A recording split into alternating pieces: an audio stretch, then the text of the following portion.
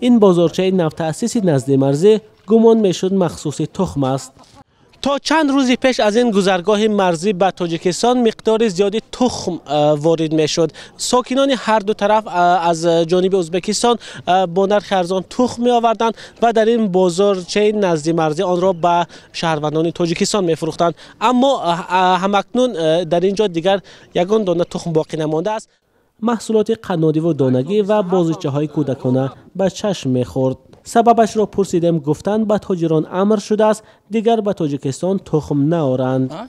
نه، تخم اجازه نداده است. ازبکستان داده است، اینجا نمونده است. چند روز شد؟ قریب 10 روز زیاد شد. نمیمونه. نمونده است. ازبکستان اجازه داده است. دست ختم یگان دانه نمیمونه. تخم نمونده است. ممکن نه گفت ساده است. شما ممکن نبوده است، برای همین نآوردیم.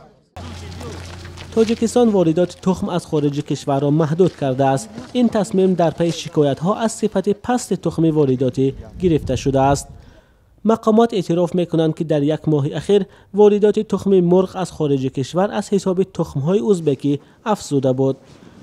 بعضی از تاجران منع شدن واردات تخم را رد نموده بر رادیوی آزادی گفتند تاکید شده است تخم مرغ را از ازبکستان طریق ماشین های دارای یخدان و با سپردن باج گمرکی بیارند. یکی از این تاجران که نخواست چهرهش نشان داده شود افزود در این مسئله زیر کاسه نیم کاسه است.